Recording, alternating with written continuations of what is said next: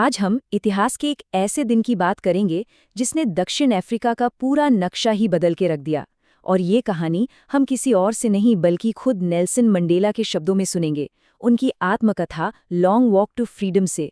समझेंगे उस ऐतिहासिक दिन को जब वो राष्ट्रपति बने। ये जो शब्द है ना, ये सिर्फ एक भाषण का हिस्सा नहीं थे। ये नेल्सन मंडेला का एक वादा था, एक नए दक्षिण अफ्रीका की आत्मा थी। सोचिए, ये वो प्रतिज्ञा थी जिसने दशकों के जुल्म और दर्द पर जीत का ऐलान किया और एक उम्मीद से भरे कल की नींव रखी। तो चलिए जरा उस दिन के माहौल में चलते हैं। 10 मई 1994। ये सिर्फ एक तारीख नहीं थी, ये सच में स्वतंत्रता का सवेरा था। जरा कल्पना कीजिए, जगह है प्रिटोरिया की यूनियन बिल्डिंग्स, वही जगह जहां से कभी दमनकारी नीतियां बनती थी, और आज वहीं एक नया इतिहास लिखा जा रहा था। दिन एकदम साफ था और हवा में एक अलग ही ऊर्जा थी, एक नए युग की शुरुआत का एहसास।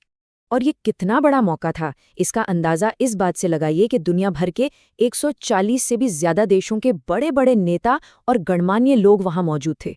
ये सिर्फ दक्षिण अफ्रीका की जीत नहीं थी, ये पूरी दुनिया के लिए न्याय की जीत का एक पल था। और यहीं पर इस दिन की सबसे खूबसूरत तस्वीर छिपी थी। वो जगह जो दशकों तक श्वेत वर्चस्व का केंद्र मानी जाती थी, आज वहां हर रंग, हर नस्ल, हर देश के लोग एक साथ थे, मानो एक इंद्रधनुषी जमावड़ा। ये बदलाव की सबसे ताकतवर तस्वीर थी। लेकिन यहाँ तक पहुँचना, इस जश्न तक पहुँचना बिल्कुल भी आसान नहीं था। इस दिन के असली मतलब को समझने के लिए हमें उस काले अतीत को भी देखना होगा जिससे ये देश बाहर निकला था। मंडेला ने रंग भेद को कोई छोटी मोटी चीज नहीं बल्कि एक असाधारण मानवीय आपदा कहा था। ये शब्द उस सिस्टम की क्रूरता को दिखाते हैं। पर देखिए, उन्होंने इसी भयानक आपदा से एक ऐसे समाज के जन्म की उम्मीद भी जताई जो पूरी दुनिया के लिए एक मिसाल बन सके। रंग भेद, जिसे अपार्थाइड कहते हैं, वो सिर्फ भेदभाव नहीं था। नहीं, ये एक पूरी की पूरी राजनीतिक व्यवस्था थी जिसे कानूनी तौर पर लोगों को उनकी नस्ल के आधार पर बांटने, दबाने और उनके हक छीनने के लिए ही बनाया गया था।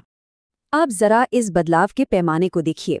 एक तरफ थी दुनिया की सबसे क्रूर व्यवस्थाओं में से एक, और दूसरी तरफ एक नई लोकतांत्रिक सरकार का वादा था जो कहती थी कि हर इंसान, चाहे उसका रंग कैसा भी हो, बराबर अधिकारों और आज़ादी का हकदार है। और इस नीति का असर सिर्फ राजनीतिक नहीं था, इसने देश पर और इसके लोगों पर एक बहुत गहरा जख्म छोड़ा था। एक ऐसा जख्म जिसे भरने में, जैसा कि मंडेला ने खुद कहा, शायद पीढ़ियां लग जाएंगी। ये एक पूरे समाज का साझा दर्द था। लेकिन देखिए, मंडेला ने इसी अंधेरे में भी एक उम्मीद की किरण देखी। उनका मानना था कि इसी जुल्म और क्रूरता की गहराई से ऐसे महान चरित्र वाले लीडर्स पैदा हुए जिनकी हिम्मत, त्याग और बलिदान ने ही आज़ादी का रास्ता बनाया। ओलिवर टैम्बो, वॉल्टर सिसुलू, ऐसे न जाने कितने ही देशभक्त थे। मंडेला खुद को उन सभी का एक मिला जुला रूप मानते थे जिन्होंने उनसे पहले संघर्ष किया था। ये वो चेहरे हैं जिन्होंने आज़ादी के लिए अपना सब कुछ दांव पर लगा दिया था। तो चलिए अब वापस उद्घाटन के उस पल में लौटते हैं और देखते हैं कि कैसे एक नया एकजुट राष्ट्र दुनिया के सामने आकार ले रहा था। जब आसमान में जेट्स और हेलीकॉप्टर्स यूनियन बिल्डिंग्स के ऊपर से गुजरे, तो वो सिर्फ एक एयर शो नहीं था। नहीं, वो इस बात का प्रतीक था कि देश की सेना अब किसी एक नस्ल की सरकार की नहीं, बल्कि जनता द्वारा चुनी गई एक लोकतांत्रिक सरकार के प्रति वफादार है। मंडेला के ये शब्द उस दिन की सच्चाई को कितनी गहराई से बयां करते हैं। सोचिए, वही मिलिट्री जनरल जो कुछ साल पहले तक उन्हें एक अपराधी मानकर गिरफ्तार करते, आज उन्हें देश के राष्ट्रपति के तौर पर सल्यूट कर रहे थे, अपनी वफादारी की कसम खा रहे थे। ये एक बहुत बहुत बड़ा बदलाव था। उस दिन एकता का एक और खूबसूरत प्रतीक देखने को मिला जब 2 राष्ट्रगान गाए गए। श्वेत लोगों ने अश्वेतों का गान नकोसी सिकेलेली गाया और अश्वेतों ने पुराना गान डायस्टेम। मंडेला लिखते हैं कि उस दिन शायद किसी भी ग्रुप को दूसरे का गान ठीक से याद नहीं था, पर यह सुलह की एक बहुत ही शक्तिशाली शुरुआत थी। ये जो समारोह था, ये सिर्फ अतीत को अलविदा कहने के लिए नहीं था, ये आने वाले कल के लिए, भविष्य के लिए एक मजबूत नींव रखने का मौका भी था। मंडेला ने ये बात बिल्कुल साफ कर दी कि सिर्फ राजनीतिक आज़ादी ही काफ़ी नहीं है। असली आज़ादी तो तब मिलेगी जब हर एक नागरिक को गरीबी, अभाव, दुख, तकलीफ और हर तरह के भेदभाव से मुक्ति मिलेगी। ये एक बहुत बड़ा और सबको साथ लेकर चलने वाला विजन था। अपने संघर्ष के दिनों में अपने साथियों से मंडेला ने साहस का असली मतलब सीखा। उन्होंने समझा कि हिम्मत का मतलब ये नहीं कि डर ही ना लगे। नहीं, हिम्मत का मतलब है डर लगने के बावजूद उस पर जीत हासिल करना। बहादुर वो है जो डर को हराकर भी सही काम करने का फैसला करता है। और आज़ादी का ये विचार उनके लिए हमेशा एक जैसा नहीं रहा। उम्र और तजुर्बे के साथ इसके मायने बदलते गए।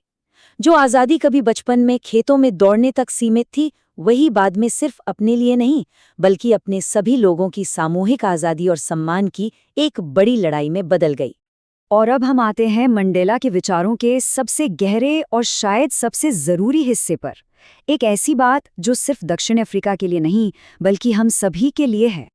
ये सवाल वाकई में बहुत गहरा है। हम हमेशा उस पर बात करते हैं जिस पर जुल्म हुआ, उसकी आज़ादी की बात करते हैं, लेकिन मंडेला ने सवाल उठाया उस पर जो जुल्म करता है। क्या वो सच में आज़ाद है? मंडेला का तर्क ये था कि जो इंसान किसी दूसरे की आज़ादी छीनता है, वो खुद भी आज़ाद नहीं है।